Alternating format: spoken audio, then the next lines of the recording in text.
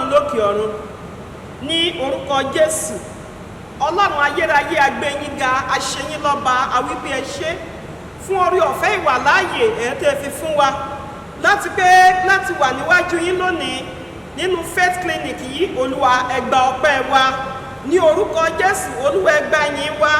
Iṣẹ́ ìsìn òní ọlọ́run ìyanu ẹ bá wa lọ́wọ́ sí gbogbo ọkàn pátá èyí tá a wà nínú ìsìn yìí. Ẹ jẹ́ kí ọwọ́ ọlọ́run kí ó kàn wá. Ẹ jẹ́ ká ní ìbápàdé pẹ̀lú yín lónìí. Olúwa ẹ ṣí ọkàn wa payá sí yín. Ògo ni fún ọlọ́run lókè ọ̀run. Ní òpin ìrìn àjò ìgbìtì ìgbàgbọ́ ti ayé yìí ní ìjọba ọ̀run kàwáyé kí iṣẹ́ ìsìn òní kó ṣe mímọ́ àti ìtẹ́wọ́gbà. Jésù Olúwa wa, àmín. Praise the Lord, hallelujah. Mo kí gbogbo wa nílé lóko lẹ́yìn odi àti ní gbogbo àgbáyé èyí tí a jọ ń ṣe ìsìn lọ́wọ́ wípé a kú iṣẹ́ ìsìn ìgbàgbọ́ ìwàláàyè yìí ní orúkọ Jésù Kristi ti Násárẹ́tì.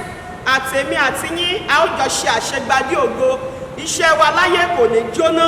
A sì gbàdúrà gbogbo ìlọ́pọ̀ ogun àìsàn èyí tó ń pè ní COVID-19 yìí Ọlọ́run yóò bá wa ṣẹ́gun ẹ̀. Agbára àjíǹde yóò gbé ẹsẹ̀ lé. A ó sì ní ìdáláre. Ògo ni fún Ọlọ́run lókè ọ̀run. Kí ló ń tí a fẹ́ wò lónìí láti fi bára wa sọ̀rọ̀ èyí tí a mú láti lò fún iṣẹ́ ìsìn ìgbàgbọ́ tòní ó ní bí ìwọ bá jẹ́ lè gbàgbọ́, if thou canst believe. Ẹ jẹ́ ká lọ nínú ìwé Mark chapter 9 verse 14 to 27. Praise the Lord. I read.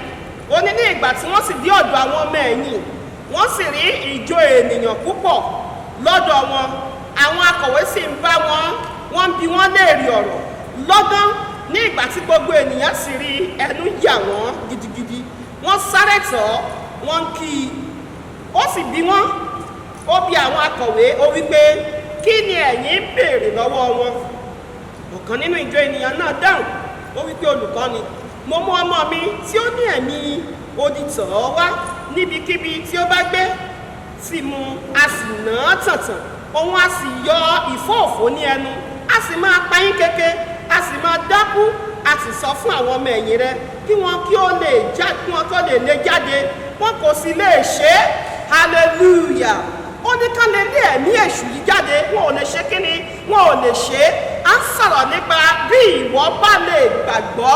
Hallelujah. Ẹ rí pé àwọn ọmọ ẹ̀yìn Jésù Kristi fúnra ara wọn gan ìgbàgbọ́ wọn ò tètè múnádóko.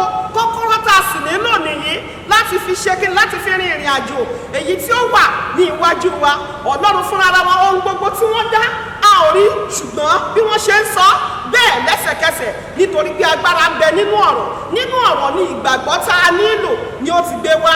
Àkọ́kọ́ mo fẹ́ ká wò ó, faith is not a choice but a necessity. Hebrews chapter 11 verse 6 ó sọ fún wa. Ó ní ènìyàn ò lè wu Ọlọ́run láìṣe kó gbàgbọ́. Nígbà tí a bá gbàgbọ́, ìgbà yìí la tó lè gbé àwọn ìgbésẹ̀. Àkọ́kọ́ mo fẹ́ ká wò, what is faith? Faith is an anchor of Christianity. Òun ni ohun gbogbo tí a lè lò láti fi jẹ́ onígbàgbọ́. It is the believer winning ticket. Faith is believer winning ticket. Bó o bá ṣàṣeyọrí, ìgbàgbọ́ ìlò nílò.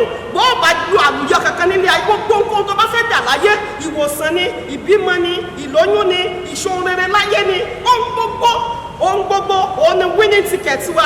Lórúkọ Jésù Olúwa yóò ràn wá lọ́wọ́. Mo fẹ́ káwọn ilé, faith is much more than an instrument. It's a spiritual device that we use to get our need met or that we claim promises from the word of God. Òun la lè fi gbọ́n gbogbo tá a fẹ́ láti ọ̀dọ̀ Ọlọ́run, nítorí pé Ábákúkú orí kejì ó sọ fún wa ní ẹsẹ̀ 4, ó ní the just shall live by faith.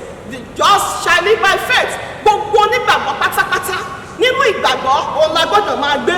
Láìsí ìgbàgbọ́ a ò lè wu Ọlọ́run, torí Ọlọ́run mọ̀ wípé ohun tá a lè lò láti fi gba ohun gbogbo lọ́wọ́ òun nìyí. Ó sì fẹ́ ká gbé ìgbé ayé àlàáfíà, ìdùnnú àti ìgbàlà.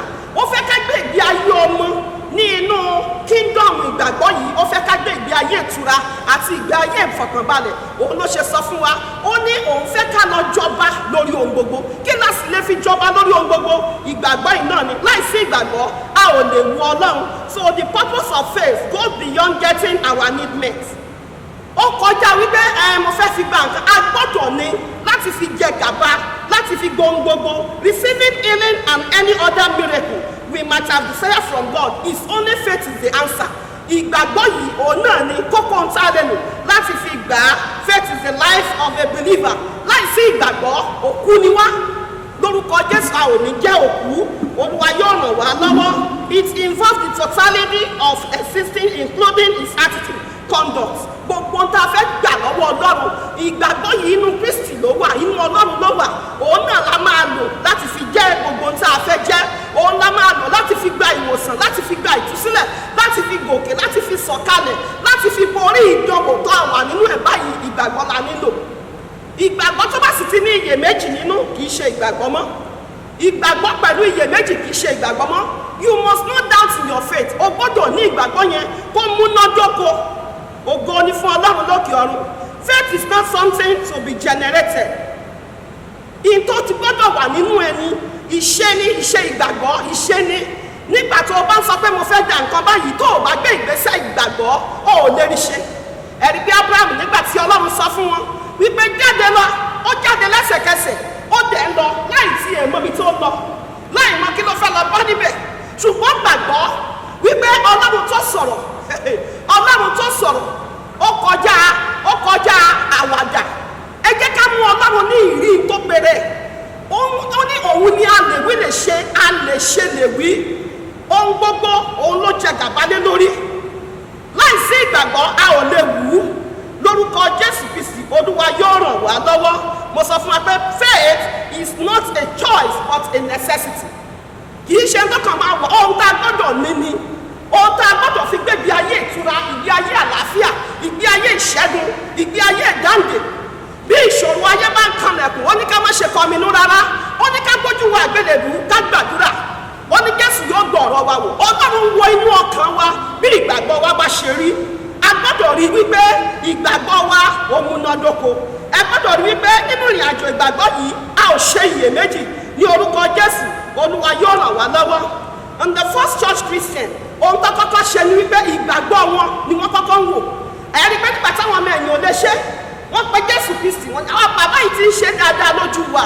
Kí ló máa wọn ọmọ ẹ̀yìn tí wọn ò lè ṣe? Ẹsẹ̀kẹsẹ̀ ni Jésù sì bá ìgbàgbọ́ wọn wí. Ó ní màá ti bá yín gbé pẹ́tọ́. Bẹ́ẹ̀ náà ni nínú ayé nísìn. Ọ̀pọ̀lọpọ̀ ìyanu tá ń kà nínú Bíbélì. Ó fi dá wa lójú pé gbogbo bó ti ṣe ṣẹlẹ̀ nínú ẹ̀. Ó ní òun ni lánàá, òun ni lónìí, òun ni títí ayé àìnípẹ̀kun. Gbogbo ìyanu yẹn náà la gbọ́dọ̀ máa mú, la gbọ́dọ̀ máa fi sọ wípé eléyìí tí mo gbá mú yìí, á ṣe kí ni, á ṣiṣẹ́ agbára nínú ayé mi. Nínú ọ̀rọ̀ yẹn, òun sì ní ìgbàgbọ́ wà. Ó lọ́rùn ọ̀rọ̀ rẹ̀ láti mú wa lára dá Psalm 107 verse 20 láti gbà wá kúrò ní inú ìparun wa. Olúwa yóò ràn wá lọ́wọ́. Is there anything Christian experience outside faith? No. Ìjọ nǹkan wà tí Christian lè rí gbà lẹ́yìn ìgbàgbọ́. Kò sí o. Òun ló ṣẹlẹ̀ sí àwọn ọmọ ẹ̀yìn gẹ́gẹ́ tó ń tẹ̀lé Jésù yẹn. Kò sóhun tá a lè rí gbà. Láìsí ìgbàgbọ́, ó gbọ́dọ̀ gbà kí ìgbàgbọ́ rẹ kó mì. Wàá máa bi Ọlọ́run ní àìgbàgbọ́ bí lá. Tẹ́ni ló Olúwa, òun ó sì dìde fún ìgbàlà mi. Kì í ṣe àmọ́ gbàdúrà, òun ó ṣèrànwọ́. Bàbá tí ń gbàdúrà, Olúwa máa ìgbàgbọ́ mi lọ́wọ́. Sátánì nígbà tó máa mú Jóòbù, ìgbàgbọ́ ẹ̀ ló kọ́kọ́ ṣe kíni, ló kọ́kọ́ mú. Ìgbàgbọ́ ẹ̀ ló kọ́kọ́ kọlù. Àkọ́kọ́ tó ṣe kọlù ìgbàgbọ́ ẹ̀ báyìí, òun ló bẹ̀rẹ̀ sí ní fogun jà lọ. A gbọ́dọ̀ gbìyànjú láti má gbà kí ìgbàgbọ́ wa kó mì tàbí kó ṣáko lọ. Àkọ́kọ́, we are saved by faith. Ọba tá ò rí àárín iṣẹ́ ọwọ́ rẹ̀, oṣù bàbá rẹ̀ o, àárín ṣùgbọ́n àgbàgbọ́. Ó ti wà lánàá, ó wà lónìí, ó sì wà títí ayé àníkẹ́kùn. We stand by faith. Ohun gbogbo tá a fẹ́ gbà láyé yìí is by faith. Láìsí ìgbàgbọ́, kò sí ní tá a lè ṣe ní àṣeyọrí. Òun ni kọ́kọ́rọ́ ìrìn àjò ìborí onígbàgbọ́. We are healed by faith. A ti sọ wípé Jésù ti kú lórí igi àgbélébù nínú ìwé Isaiah chapter 53. Ó náà gbé kọ́ sí orí igi àgbélébù. We are now claiming our victory. We are claiming our healing. We are claiming our deliverance. We are claiming every good portion of a Christian. Whenever you are a Christian, if you are a Christian, let me tell you, if you are a Christian, you are entitled to every blessing. Tí Jésù ti parí lórí igi àgbélébù. Tó o bá ti jẹ́ Kìrìsìtẹ́nì, gbogbo ìbùkún pátápátá èyí tí Ọlọ́run ti ṣe ètò rẹ̀ lórí igi àgbélébù. Mo máa sábà sọ fún apọ́ ti ṣe pàṣípàrọ̀ tó yanrantí nítorí rẹ̀. Ó ohun tó kàn máa nílò láti fi gba pàṣípààrọ̀ yìí òun ni ìgbàgbọ́. Ó fún wa ní ìyè, ó gba ikú, ó fún wa ní ọrọ̀, ó mú ìpọ́njú kúrò, ó fún wa ní àlàáfíà, ó mú àìsàn kúrò, ó fún wa ní ẹ̀mí gígùn, ó mú ẹ̀mí kúkúrú kúrò. Gbogbo pàṣípààrọ̀ yìí ló ṣe. Ó yanrantí ó gbọ́kan nítorí tèmi àti ẹ. Ó wá ń dúró de kalẹ̀ tó nígbàgbọ́ tó lè wá gbà á lọ́fẹ̀ẹ́. Ọ̀fẹ́ ni ohun tó ń wò ní ọkàn wa, gbogbo àìbalẹ̀ ọkàn èyí tó lè mú kí ìgbàgbọ́ wa kó máa ṣáàkì lórúkọ Jésù lónìí mo gbà wí lórúkọ Jésù. Mo ní gbogbo àìbalẹ̀ ọkàn tó lè mú kí ìgbàgbọ́ wa kó ṣáàkì níwájú Ọlọ́run lónìí Olúwa kó bá wí ní orúkọ Jésù. Olúwa kó bá wí ní orúkọ Jésù. We live by faith. We live by faith. We overcome by faith. Mo fẹ́ borí. Bó o bá kàn sọ lásán. Every conversion you must make sure you work on it. Ó kàlẹ́ máa sọ lásán láì gbé ìgbésẹ̀ lórí ẹ̀. Wà á kàn ti bẹ́ẹ̀ bí ìgbàgbọ́ ẹgbẹ́ yẹn kàn sọ̀rọ̀ lásán ni. Gbogbo ìgbésẹ̀ ìgbàgbọ́ rẹ wà á jẹ́ kó hu láti inú rẹ wípé tí mo sọ yìí bẹ́ẹ̀ ló máa rí. Jẹ́ kí n sọ fún ọ, Sátánì náà gbọ́n ní ìran rẹ̀. Bó o bá ṣe ń lo ìgbàgbọ́ yẹn, ìṣòro yẹn lè máa wá, ìjì yẹn lè máa dìde, ìdààmú yẹn lè máa wá bíi ti àwọn ọmọ ẹ̀yìn. Jésù ti sọ fún wọn, ó ní ẹ jẹ́ ká ré kọjá lọ sí òdì kejì. Ẹ jọ̀ọ́, ẹ jẹ́ ká underline bẹ̀ yẹn, ẹ jẹ́ ká ré kọjá lọ. Ṣé ẹni tó sọ wípé ẹ jẹ́ ká ré kọjá lọ, ṣé wọn ò ní débẹ̀ láyọ̀? Wọ́n débẹ̀ nígbà tí ìjì dìde, tó yẹ ká tún sunkún mọ́. All what they need to do is that orúkọ Jésù bàbá gbà wá, tàbí ká bá ìjì bí lórúkọ Jésù. Iṣẹ́ náà bú sẹ́kún náà pariwo, òbí kí bàbá ọba ṣe ìgbé. Mo gbàdúrà lórúkọ Jésù, Olúwa yóò ràn ìgbàgbọ́ wa lọ́wọ́. Mo ní Jésù yóò ràn ìgbàgbọ́ wa lọ́wọ́. Gbogbo ẹ̀mí iyèméjì ní inú ìgbàgbọ́, Olúwa yóò bá wa bá wí lórúkọ Jésù. Mo sọ fún ọ lẹ́ẹ̀kan, mo ní Sátánì ohun tó kọ́kọ́ ṣe ni pé he attacked and got him down. Ó kọ́kọ́ mú Sátánì, ó mú Job, ó kọ́kọ́ mú ìgbàgbọ́ rẹ̀, òun ló kọ́kọ́ kọlù. Job chapter 2 verse 6 and verse 3 and 25. So you are not a loser until you lose your faith. You are not a loser until you lose your faith. Gbogbo tó fẹ́ rí láyé yìí bí ìgbàgbọ́ rẹ̀ ò bá ti ṣubú kó kú. Ọmọ nínú Kristi, àwọn ti borí. Ó sọ nǹkan nù. Until you lose your faith, you are not a loser. So you must make sure you guide your faith jealously.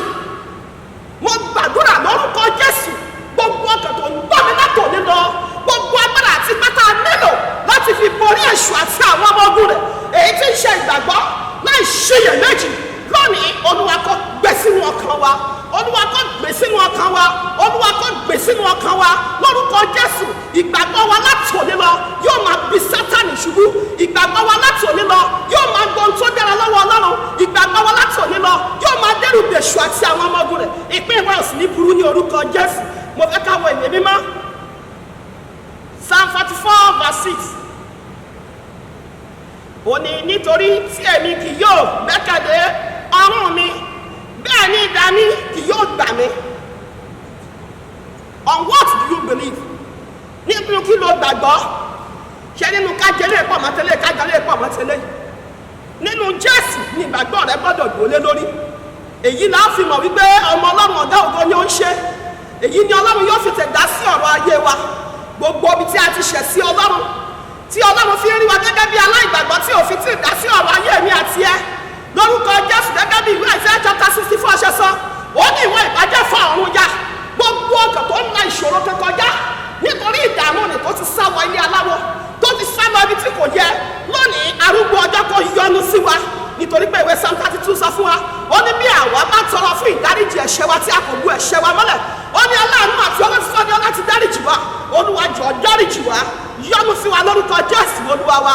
Psalm 33 verse 16, ó ní kò sí ọba kan tí ó ti ọwọ́ ọ̀pọ̀ ogun gbà sílẹ̀, kò sí alágbára kan tí a fi agbára púpọ̀ gbà sílẹ̀. Verse 17 wá sọ wípé ó ní ohun asán ni ẹṣin fún ìgbàlà, bẹ́ẹ̀ ni kì yóò fi agbára ńlá rẹ̀ gbani sílẹ̀. Ó nílò iṣẹ́ tó kàn nílò ní pé ìgbésẹ̀. Ó nílò kó ẹ̀ṣẹ̀ máa pa dúdú pọ̀ mọ́ funfun, ó nílò kó ẹ̀ṣẹ̀ máa sá kíjokíjo ká. Dúró de ohùn Ọlọ́run, dúró de àṣẹ Ọlọ́run, dúró de ìgbà tí àkókò rẹ̀. Mú sùúrù nínú ìgbàgbọ́ kí o sì gbẹ́kẹ̀lé lórúkọ Jésù Olúwa yóò ràn án lọ́wọ́. 1 Samuel chapter 2 verse 9 ó ní yóò pa ẹ̀ṣẹ̀ àwọn ènìyàn mímọ́ rẹ̀ mọ́, àwọn ènìyàn búburú ni yóò sì dákẹ́ ní òkùnkùn. Nípa agbára kò sí ẹni tí yóò lè borí. Ṣé agbára ni wọ́n lò? Ọ̀rọ̀ ni. Ó ní ó gbé ọ̀rọ̀ rẹ̀ ga ju orúkọ rẹ̀ lọ. Ọ̀rọ̀ ni àṣẹ ọ̀rọ̀. Nínú àṣẹ ọ̀rọ̀ ni agbára wà. Ìwọ ṣáà ti sọ kìkì ọ̀rọ̀ kan, ó ní ọmọ mi yóò sì gba ìmúláradá. Ó ní kó tó délé ó sì bá ọmọ rẹ̀. Ó wá bí wọ́n lè pé àkókò wọn lọ́mọ ìrí ìmúláradá. Ó ní that was the time Jesus said. Ìgbà tí Jésù sọ̀rọ̀, ìgbà tó prophesy yẹn, àkókò yẹn náà ló sọ. Àkókò wọn láti sọ̀rọ̀ sínú ayé rẹ tí ó ti ní ìmúṣẹ. Olúwa ń dóde ìgbàgbọ́ rẹ kó fọ̀hùn bí àrá láti pẹ́ kó gba ìdáǹdè, láti pẹ́ kó gba ìtúsílẹ̀. Mo gbàdúrà lórúkọ Jésù, gbogbo ibi tí Sátánì ti gbé iṣẹ́ wa nífẹ̀ẹ́ láti òní lọ, Olúwa yóò gbà wá lọ́wọ́ èṣù àti àwọn ọmọ ogun rẹ̀ lórúkọ Jésù Kristi. A ò ní báyé lọ, agbára àjíǹde yóò gbé wa ró, a ò sì ní rí ìdìbàjẹ́, ìrìn àjò wa kò ní dìbàjẹ́ lórúkọ Jésù. When faith goes to battle, it always returns victory. Bí ìgbàgbọ́ bá lọ sójú ogun, ó máa ń padà wálé ní ológun ni. When faith goes to battle, it always returns victory.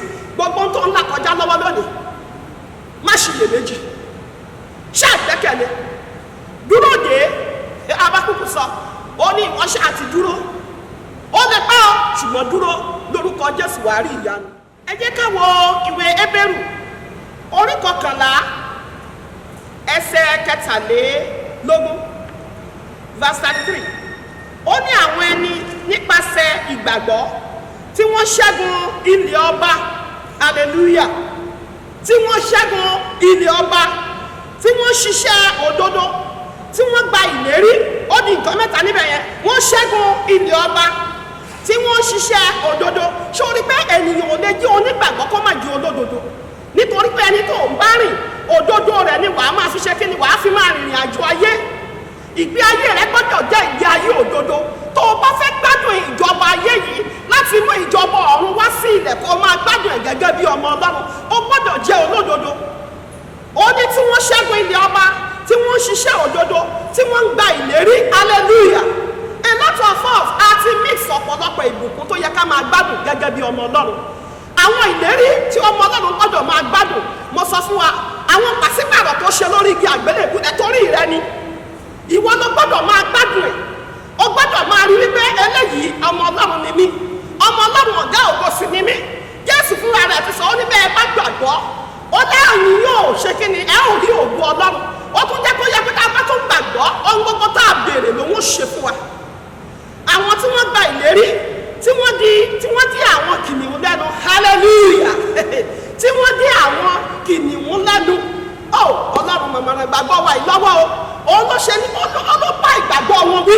Ọkùnrin yẹn ń gbàdúrà, ó ní bàbá ẹ bá ìṣàánú fún mi. Ẹ ran ìgbàgbọ́ mi lọ́wọ́. Ẹ ran ìgbàgbọ́ mi lọ́wọ́ torí mo ti gbọ́ kìkì yín. Ó ní lẹ́ni mo wà, mo gbọ́ kìkì Jésù bàbá mi. Akiri ṣoore. Àṣọrẹ́ kiri o. Jésù máa kú iṣẹ́ ìgbàlá. Ìtọ́gbẹ́ mú kí ìwé Acts of Apostles tó kọ́ ní àkọsílẹ̀. Ó ní Jésù sì lọ láti ilé dé ilé. Ó ti dédé tiẹ̀ náà, ó rí bẹ́ẹ̀ ìgbàgbọ́ ló wà lọ́kàn rẹ̀. Ó rí òrìṣà tó wà nínú rẹ̀. Ó ti dédé rẹ̀, ó fẹ́ ṣàánú fún ọ. Ṣí ilẹ̀kùn ọkàn rẹ fún. Palẹ̀ ilé rẹ mọ́. Àwọn tí ò ní gbà láàyè láti bá ọmọ ẹgbẹ́ àìṣòdodo ni mú kúrò ń bẹ̀. Jẹ́ kí ìrìn àjò rẹ kó jẹ́ mímọ́, jẹ́ olódodo, kó o lè gbádùn ìlérí Ọlọ́run ọ̀gá ògo. Ní orúkọ Jésù, Olúwa yóò ràn ọ́ lọ́wọ́. Ó ní mo ti sọ fún ẹ lẹ́ẹ̀kan pé when faith goes to battle, it always returns victory. Òun ló ṣe sọ pé ó dí àwọn kìnìún lẹ́nu. Èmi àti ẹ náà lè dí gbogbo kìnìún lẹ́nu. Mo gbàdúrà fún gbogbo ọkàn tó ń gbọ́ mi. Ní igun mẹ́rẹ̀ẹ̀rin àgbáyé, gbogbo kìnìún ayé tó ń yọ wá lẹ́nu. Nítorí ìgbàgbọ́ wa tá a ní lónìí. Gbọ́ ìgbàgbọ́ kínkínní ni ló nílò. Ìgbàgbọ́ yìí bí tí ni. Ó ní bí ìgbàgbọ́ rẹ bá dàbí wọ́rọ̀ ìmúrúgbìn mustadi. Ó ní kí òkè kó ṣíbi. Gbogbo agbára àti gbogbo agbára Sátánì tó ń yọ ayé mi àti ẹ lẹ́nu. Tí ò jẹ́ kí a ní ìsinmi. Tó dúró gẹ́gẹ́ bí kìnìún ayé. Lónìí, ọwọ́ ọ̀rọ̀ Ọlọ́run tó sọ wí máa ń dí kìnìún lẹ́nu. Ó yẹ ká gba ìdí lẹ́nu lórúkọ Jésù. Mo ní ká gba ìdí lẹ́nu ní orúkọ Jésù. Mo ní ká gba ìdí lẹ́nu ní orúkọ Jésù. Orúkọ Jésù yóò fún ọ ní ìṣẹ́gun láti òní lọ. o ò ní rí ìbànújẹ́ mọ́. Jésù Olúwa wa. Minus faith, there is no hope for any righteous, and there is no victory. Tí o bá ti sí ìgbàgbọ́, kò sí ìrètí, kò sì sí ìṣẹ́gun fún gbogbo ọmọ Ọlọ́run. Lórúkọ Jésù, Olúwa yóò gbé wa borí. Èṣù ò ní ba ìgbàgbọ́ wa jẹ́. Àánú Ọlọ́run yóò sì fọhùn fún wa. Ìpele tó kàn nínú ìrìn àjò wa, Olúwa yóò gbé wa débẹ̀. Jẹ́ kí n sọ fún ọ̀pọ̀lọpọ̀ a máa bèrè pé kí ló dé tó ọmọ Ọlọ́run fi ń da ìṣòro àti ìdààmú ayé kọjá. Ó di dandan. If there is no challenge, there is no champion. Ìgbàgbọ́ wa ní ọ̀sán wa di aṣẹ́gun. Ìpele tó ń lọ, ìkórìtà tó fẹ́ dé, àwọn nǹkan wọ̀nyí ni wàá kọ́kọ́ là kọjá. Àwọn nǹkan wọ̀nyí ni wàá bá pàdé lójú ọ̀nà. Àwọn ọmọ Ísírẹ́lì ní ìgbà tí wọ́n rìnrìn àjò wọn, Ọlọ́run dúró tì wọ́n. Kò sí ọmọ Ọlọ́run tí Ọlọ́run máa ń kọ̀ sílẹ̀ ní ìgbà tí ìjì ayé bá dé. Faith can be seen. A lè máa rí ìgbàgbọ́ ní ojúkorojú. Ohun tí ọkàn rẹ bá ti di rọ̀ mọ́ tó o ti rí wàá fi sí ìṣe. Ẹ̀rí pé nínú ìwé Mark chapter 2, àwọn ọkùnrin mẹ́rin kan wọ́n gbé ọ̀rẹ́ wọn tó ní epilepsy, wọ́n lọ gbé láti orí àjà. Wípé àwa gbàgbọ́ pé Jésù lè ṣe. Ọ̀rẹ́ wa yìí ò ní kú. Ìrìn àjò rẹ̀ yóò padà yọrí sáyọ̀. Wọ́n dẹ̀ mú wọn gbé láti orí àjà. Wọ́n sọ kalẹ̀ wípé Jésù wọ́n ṣáà ti bá wa wò sàn. Ìwọ ṣáà ti wò sàn, kò sì sí tó ṣe. Kò ní ẹmu lọ báyìí, ẹ ṣe báyìí, ẹ pa yìí pọ̀, ẹsẹ̀kẹsẹ̀ ló sọ̀rọ̀. And secondly, faith can be felt. The book of Mark chapter 5 verse 23. Obìnrin onísun ẹ̀jẹ̀ yẹn nígbà tó rí wípé ẹni tó ń gbàgbọ́ nínú ẹ̀ ló ń bọ̀ yìí, kí ló ṣe?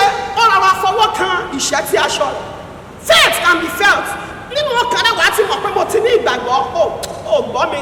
Mo ní nínú ọkàn ìwọ gan kó o tó débẹ̀. Olúwa, mo gbàgbọ́ wípé iṣẹ́ ìsìn ìgbàgbọ́ tòní, gbogbo tí wọ́n sọ, ìṣòro tó bá pàdé nínú ayé mi kò ní bá mi sùn dọ̀la. Àlejò ni. Ìwé mímọ́ sọ nínú ìwé Psalm 18 verse 45. Ó ní àyà yóò pa àlejò. Wọ́n fi ìbẹ̀rù bojo sá jáde ní ibi kọ́lọ́fín wọn. Báwo ni ó sì ṣe sá? Ìgbàgbọ́ rẹ ni ó ti jáde. Hallelujah. Àìrọ́mọbí yẹn, ìgbàgbọ́ rẹ ni ó ti jáde. Bí Sátánì máa ń sọ fún apá òde ṣe, wàá máa sọ pé mo lè ṣe. Ìdí tí ìwé Fílípì ṣe sọ nìyẹn. Ó ní èmi lè ṣe ohun gbogbo nínú Kristi, ẹni tó fi agbára fún mi. Bí àwọn ọ̀rẹ́ bá ń sọ fún apá òde ṣe, wàá máa sọ fún ọpẹ́ ni tí mo ní mo lọ́lúwa tó tó gbójúlé.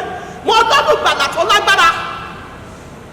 Tí ìjì ayé bá dìde tó ń rú, tó ń fi afẹ́fẹ́, wàá máa sọ fún pé kó dákẹ́jẹ́. Á máa lẹ sí o, ṣùgbọ́n nígbà tó bá lẹ dé ojú ẹ̀yà kan, á bá Kristi pàdé.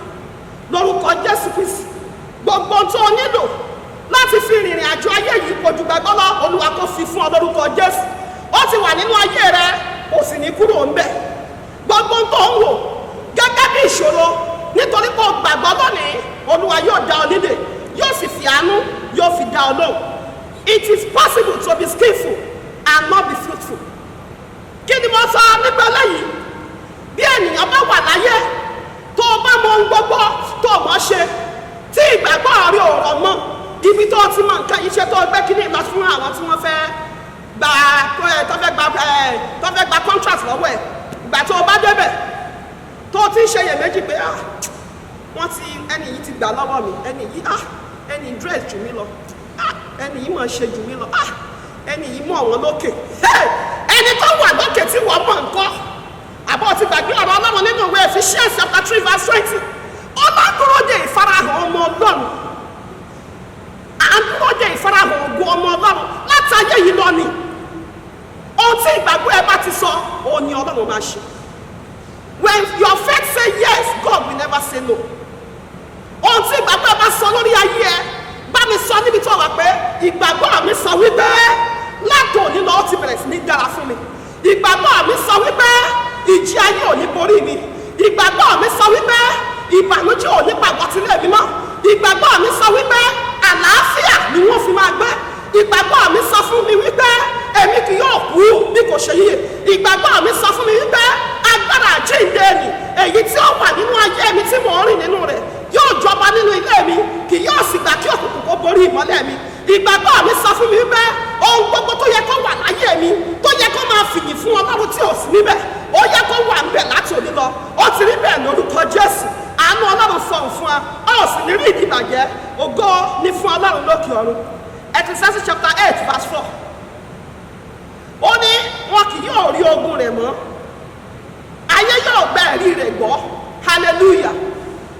Nígbà tí o bá gbàgbọ́ ayé máa gba ẹ̀rí rẹ̀ gbọ́. Ogun tó rí yẹn wọn ò kàn ní dédé rí mọ́ ni. Wọ́n ní madam yẹn ǹjẹ́ ẹ mọ̀ pé nígbà kan àìsàn báyìí ń yọ ọ́ lẹ́nu but suddenly àkànrí kò ṣẹlẹ̀ mọ́. Ọlọ́run fẹ́ fi ọ́ polongo ìyanu ìwọ náà gbà.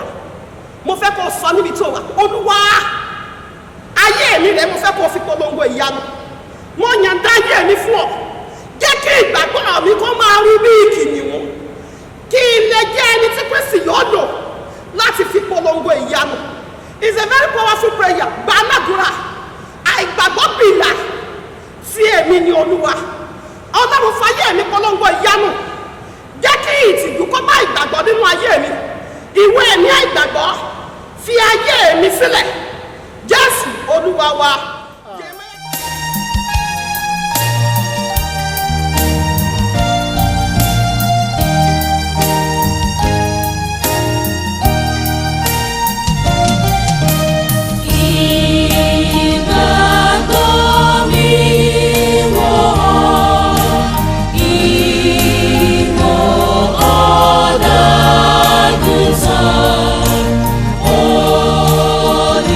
Olùgbàlà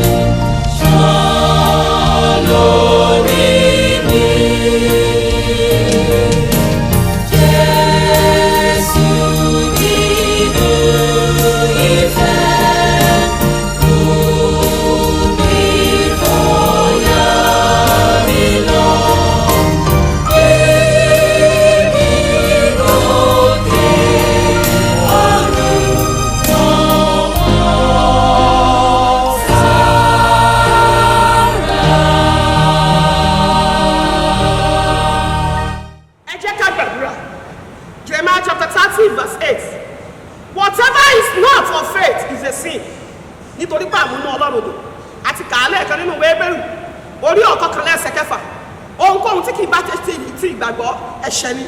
mo fẹ́ kó gba àdúrà yìí.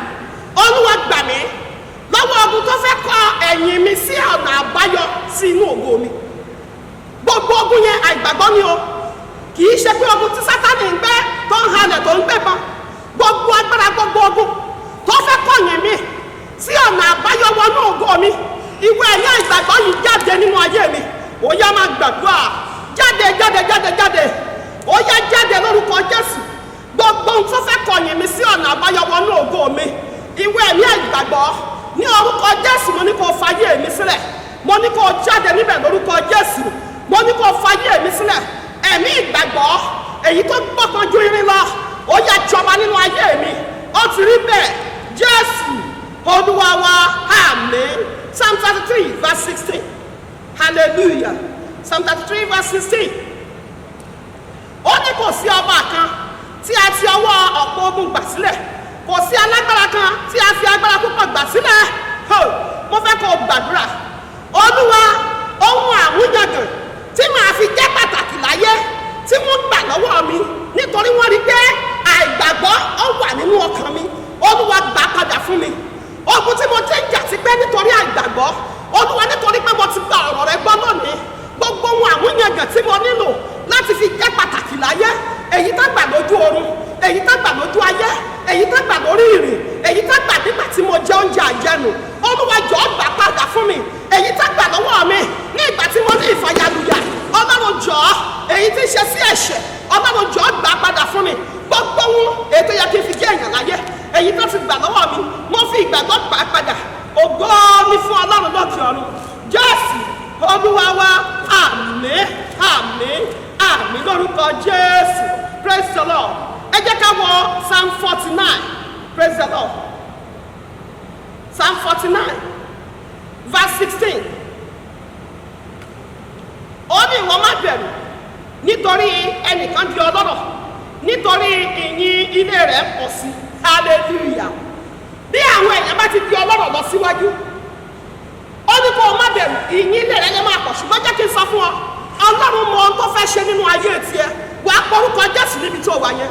Olúwa ìṣẹ̀lẹ̀ ìyanu ayọ̀ tí ó mú kó o fàyè mi polongo ìyanu, ó yá bẹ̀rẹ̀ sí ìṣẹ̀lẹ̀ láyé ìdílé mi. mo rò pé ó ń gbàdúrà lọ́wọ́lọ́wọ́, gbà á dáadáa, gbẹ́kẹ̀lé Ọlọ́run, gbẹ́kẹ̀lé gbàdúrà yẹn dáadáa.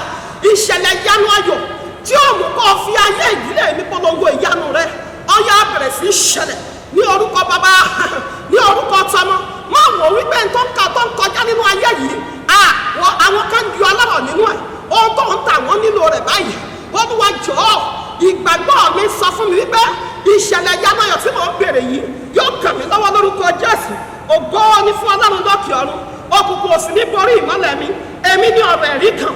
ògo ni fún Ọlọ́run lókè ọ̀run. Jésù Olúwa wa, àmín. mo fẹ́ kó o tún àdúrà kan gbà, wàá porúkọ Jésù. Olúwa gbogbo ọwọ́ ayọnilẹ́nu gbà mí lọ́wọ́ wọn, gbogbo ọwọ́ tó ń yọ ìdílé mi lẹ́nu, gbogbo ọwọ́ tó ń yọ àwọn ọmọ mi lẹ́nu. jẹ́ kí n sọ fún ọ, ọwọ́ adánilóró wà, ṣùgbọ́n ọwọ́ kan wà tó lè gbà ọ́ ní àgbàtán nígbà táyé bá yọ ẹ́ lẹ́nu. wàá porúkọ Jésù. ọwọ́ tó yọ Pétérù kúrò nínú túbú, ó porúkọ Jésù. Pọ́ọ̀lù àti Sílà, ọwọ́ tó yọ wọ́n kúrò lọ́gbà ẹ̀wọ̀n. Olúwa gbà mí lọ́wọ́ ayọnilẹ́nu. lójú oorun ni Olúwa gbà mí lọ́wọ́ ayọnilẹ́nu, lórí ìrìn Olúwa gbà mí lọ́wọ́ ayọnilẹ́nu. má jẹ́ kán yọ ìdílé mi lẹ́nu mọ́, ó yá gbàdúrà yẹn dáadáa. Jésù gbà mí lọ́wọ́ ogun ayọnilẹ́nu. ògo ni fún Ọlọ́run lókè ọ̀run. Jésù Olúwa wa, sí gbogbo ọkàn tó ń wojú Olúwa fún ìbísí tàbí ìrẹsì. ìwé mímọ́ sọ fún mi, ó ní kíyèsí, ó ní obìnrin kan kì yóò ṣẹ́nu ní inú ilé rẹ̀. ó porúkọ Jésù. Olúwa ìwọ tó làánà lágàn, ìwọ tó sọ Sárà di ọlọ́mọ, Olúwa là mí lágàn. mo gbàgbọ́ pé o lè ṣe, mo gbà pé àkókò mi ti tọ́. ó yá máa sọ fún Ọlọ́run, Olúwa ìbálòpọ̀ èmi àti ọkọ má jẹ́ kó jẹ́ àṣedànù mọ́. ibùsùn mi gbọ́ ọ̀rọ̀ Olúwa, àgọ́ ara mi gbọ́ ọ̀rọ̀ Olúwa. doctor report mo fà ọ́ ya, ẹ̀mí mímọ́ yá take control. doctor report mo fà ọ́ ya, ẹ̀mí mímọ́ yá take control. ògo ni fún Ọlọ́run lókè ọ̀run. Jésù Olúwa wa, sí gbogbo ọkàn tó wà lórí ìdùbúlẹ̀ àìsàn gbọ́ ọ̀rọ̀ Olúwa. ọ̀rọ̀ Ọlọ́run sọ fún mi nínú ìwé Jeremiah chapter 33 ní verse 6, ó ní èmi yóò wo ọgbẹ́ rẹ sàn. ọgbẹ́ mà ní ọgbẹ́, má bá ní ọgbẹ́ nǹkan tó ti burú lágbo ara, àìsàn tó le kókókó, wọ́n porúkọ Jésù Kristi.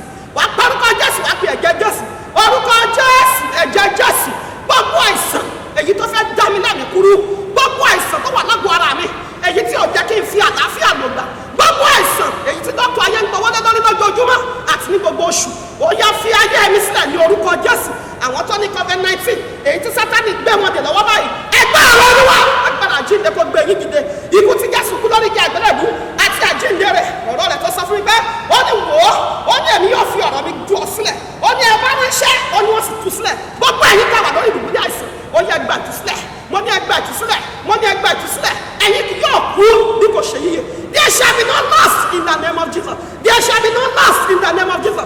There shall be no loss in the name of Jesus. So shall it be. Your case is settled in Jesus' name. Gbogbo ìdílé èyí tí àlàáfíà kò sí ń bẹ̀ mọ́ ọ̀rọ̀ Ọlọ́run sọ fún mi ó sọ fún Jóòbù gègé ó sọ fún ìránṣẹ́ ẹni nínú ìwé Judges chapter 6 verse 23 ó ní mo ti rí àlàáfíà ìwọ máa lọ ó kì yóò sí ó ní kú mo ti rí àlàáfíà gbogbo ìdílé tí Sátánì ti fi fíafíà tó fi dógò síbẹ̀ tó fi dógò síbẹ̀ gbogbo ìdílé tí Sátánì ti fi fíafíà tọkọ dàbí ajá sáyà táyà dàbí olóńgbò sọ̀tọ̀ látòní lọ ìwé ẹ̀mí àlàáfíà ó yá lọ jọba níbẹ̀ ìwé mímọ́ sọ fún mi ó ní mo ti rí àlàáfíà ó Ọlọ́run ìgbàlà nítorí pé ọ̀rọ̀ ìtì ẹnu Jésù jáde gbogbo ẹ̀yin ẹ̀mí tí ń ṣe ẹ̀mí fíafíà tí ò jẹ́ kí ìdílé tí mò ń wò lọ́wọ́lọ́wọ́ ẹ̀kọ́ lójú àwọn ẹ̀mí fíafíà tí ò jẹ́ kí ọkọ kó fẹ́ràn aya mọ́ ẹ̀mí fíafíà tí ò jẹ́ kí aya kó fẹ́ràn ọkọ ẹ̀mí fíafíà tí ò jẹ́ kí ọkọ rẹ kó gbádùn ẹ tàbí kó gbádùn ọkọ tàbí káwọn ọmọ gbádùn bàbá àtìyá ìwé ẹ̀mí yìí ẹ̀mí ni ọ́ mo rán jáde bí a ṣe lé ní gíónì jáde out in the name of Jesus out in the name of Jesus out in the name of Jesus and let there be peace. Let there be peace. Father, let there be peace in the name of Jesus. Mo dúró mi ò dá dúró mo rí àwọn bẹ́ẹ̀ mi kó àti ẹ̀jẹ̀ Jésù. Gbogbo ẹ̀mí fíafíà ẹ̀ jáde nínú gbogbo ìdílé tó wò mí. Ògo tó máa jẹ́ ti Ọlọ́run lọ. Títí ayé la ó máa yàn ọ́. Ọlọ́run ògo ni fún orúkọ yín. Jésù Olúwa wa àmín. Kí Olúwa kó bùsí fún wa kó sì pa wá mọ́. Kí Olúwa kó ṣojú rẹ̀ kó mọ́lẹ̀ sí wa lára. Kí Olúwa kó ṣàánú fún wa. Kí Olúwa kó bojú wò wá. Kó sì fún wa ní àlàáfíà. Yẹ kí oore ọ̀fẹ́ Jésù Kristi Olúwa wa ìfẹ́ mọ́ ti bàbá ìdàpọ̀ ti ẹ̀mí mímọ́ kí ó máa bá gbogbo wa gbé láti sìn lọ àti títí láéláé àmín.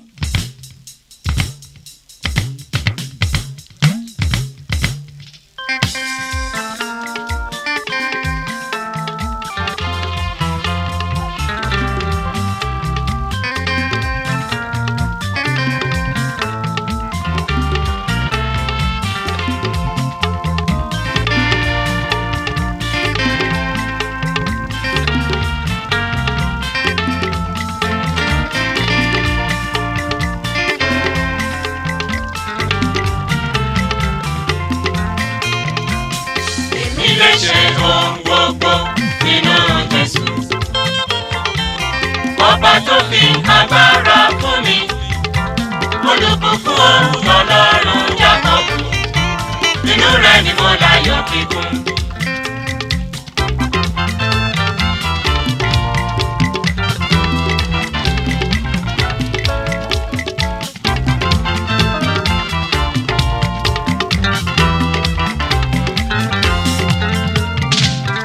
Èmi lè ṣe ohun gbogbo nínú Jésù. Ọba tó fi agbára fún mi, olùbùkún òun Ọlọ́run Jákọ́bù, inú rẹ̀ ni mo láyọ̀ kíkún. Alágbára ni ọ́ Ọlọ́run ayọ̀, ìwọ ló lànà lórí òkun, fún mi láyọ̀ jẹ́ kí n ṣàṣeyege, torí mo gbà ìlérí rẹ̀ gbọ́. Èmi lè ṣe ohun gbogbo nínú Jésù. Ọba tó fi agbára fún mi, olùbùkún òun Ọlọ́run Jákọ́bù, inú rẹ̀ ni mo láyọ̀ kíkún. Ta ló lè mọ ipa ìdí lórí afẹ́fẹ́? Ta ló lè mọ ipa ìdí lórí afẹ́fẹ́? tàbí ipa ọkọ̀ lójú òkun? Àwa máa rí dídí iṣẹ́ Elédùmarè, òun lọ́ba tó lè ṣohun gbogbo. Èmi lè ṣe ohun gbogbo nínú Jésù. Ọba ọba tó fi agbára fún mi. Olùbùkún lọ́lọ́run Jákọ́bù, inú rẹ̀ ni mo láyọ̀ kíkún. Ó dá ìmọ̀lẹ̀ láti jọba ọ̀sán, ó dá òkùnkùn ìyẹn ń jọba òru. Òkè ńlá láti gba ìjì dúró, àti ọ̀gbun láti gba omi. Ìyanu ni iṣẹ́ rẹ̀ Ọlọ́run ọba. Èmi lè ṣe ohun gbogbo nínú Jésù. Ọba tó fi agbára fún mi. Olùbùkún lọ́lọ́run Jákọ́bù, inú rẹ̀ ni mo láyọ̀ kíkún.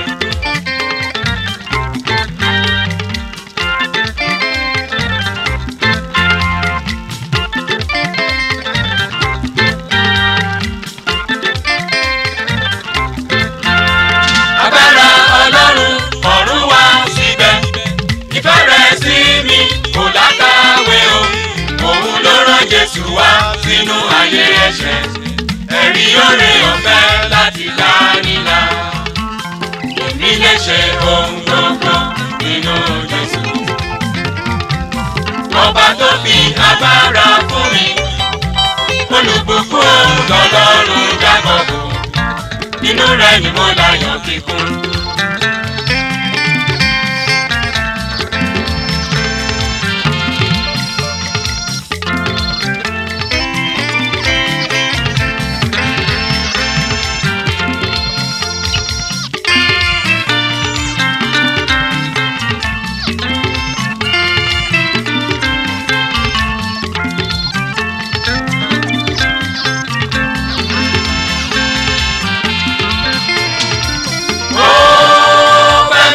Ló ṣe Bùkọ́lá mi. Jésù fẹ́ mi, ju bàbá àti ìyá mi lọ. Ó fẹ́ mi, Ló ṣe Bùkọ́lá mi. ó fẹ́ mi. Jésù fẹ́ mi, ju bàbá àti ìyá mi lọ. Ó fẹ́ mi.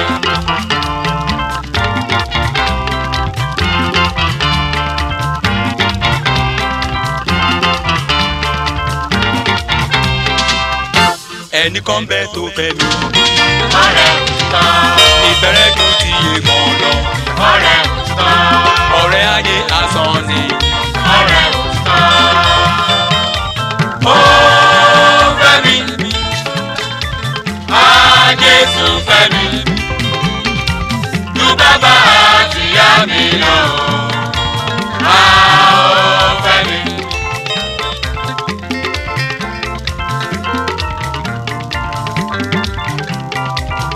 Ìfẹ́rẹ́ sí mi ó ga. Ìfẹ́ rẹ̀ sí mi ga, ó ga, ó ga púpọ̀. Ó ga yéye. Ìfẹ́ rẹ̀ sí mi ga, ó ga, ó ga púpọ̀. Nítorí wípé Mo fi tẹ̀rẹ̀ lọ́rùn sílẹ̀ nítorí tèmi. Ó dé adé ẹ̀gún, ọ̀pọ̀ ẹgbẹ́ ọtí kíkọ́. Síbẹ̀ kò tilẹ̀ kọ̀ láti ra ilé fún mi. ẹnìkan bẹ tó fẹ́ mi. Ọ̀rẹ́ òtítọ́, Ìfẹ́rẹ́ ju ti èèmọ̀ lọ. ọ̀rẹ́ òtítọ́, Ọ̀rẹ́ ayé asán ni. ọ̀rẹ́ òtítọ́. Ó fẹ́ mi, Jésù fẹ́ mi, ju bàbá àti ìyá mi lọ.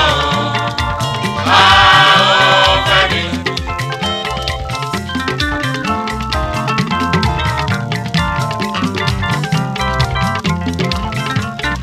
Gbogbo ayé ni yóò mọ̀ pé mo lólúwa.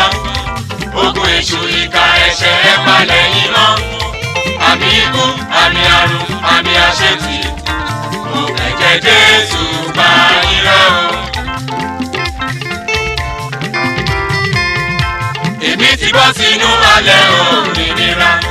Òru ìrékọjá sí mọ́lẹ̀ ọjọ́ titun. Àlàáfíà fún mi nígbà ọ̀sán. Ìṣelógo nínú ẹ̀jẹ̀ rẹ̀. Jésù lórúkọ rẹ̀.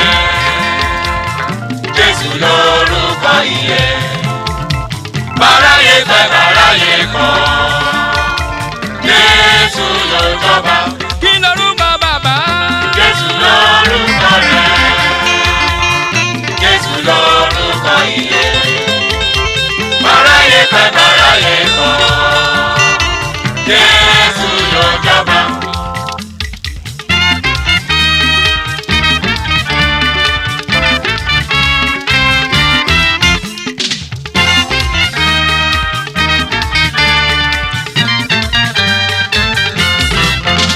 Jésù wípé èmi ni ọ̀nà ìyè àti òtítọ́, kò sẹ́ni tó lè wá sí ọ̀dọ̀ bàbá bí kò ṣe nípasẹ̀ mi.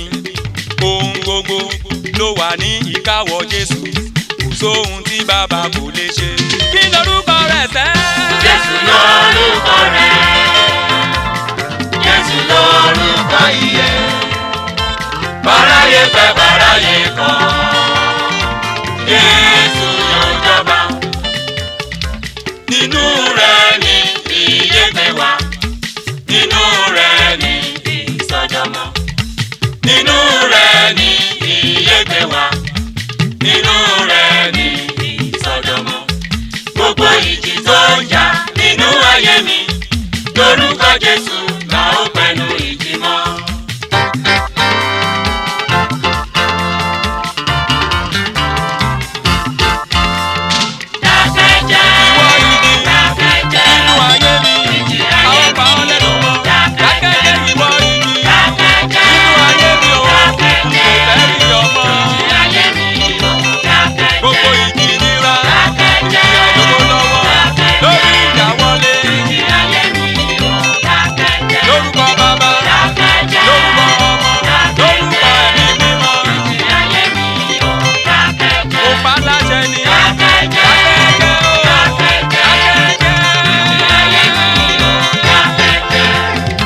Dákẹ́jẹ́ ò dákẹ́jẹ́.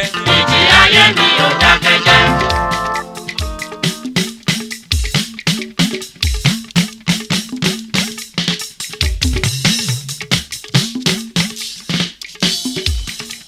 Ìjì nínú ayé mi. Ìjì ayé mi ò dákẹ́jẹ́. Ìjì àìrí légbé. Ìjì ayé mi ò dákẹ́jẹ́. Ìjì àìrí ṣẹ́ṣe. Ìjì ayé mi ò dákẹ́jẹ́. Ogun àgbà náà ṣe dànù. Ìjì ayé mi ò dákẹ́jẹ́. Gbogbo ipá òkùnkùn nínú ayé. Ìjì ayé mi ò dákẹ́jẹ́. Ẹ dákẹ́jẹ́ ò lórúkọ Jésù. Ìjì ayé mi ò dákẹ́jẹ́. Ẹ̀yin ọ̀tá alẹ́ ní máa dẹ̀yìn. Ìjì ayé mi ò dákẹ́jẹ́. Ẹ lọ kúrò nínú ayé mi. Ìjì ayé mi ò dákẹ́jẹ́. Iná bá wọlé òkùnkùn apárádà. Ìjì ayé mi ò dákẹ́jẹ́. Òfin báyìí ní kòró iná. Ìjì ayé mi ò dákẹ́jẹ́. Òjò girigiri ní kòró ẹ̀fẹ́rẹ́. Ìjì ayé mi ò dákẹ́jẹ́. Ìmọ̀ tí ènìyàn bá dì lówùrọ̀ tó bá di ọ̀sán Ìjì ayé àlùkà. mi ò dákẹ́jẹ́. Oníkẹ̀dákẹ́jẹ́ lórílẹ̀‐èdè yìí ó. Ìjì ayé mi ò dákẹ́jẹ́. Ẹ̀mí Ọlọ́run ló ń jọba.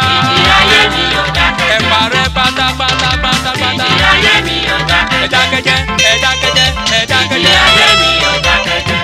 Nítorí náà. Dákẹ́jẹ́.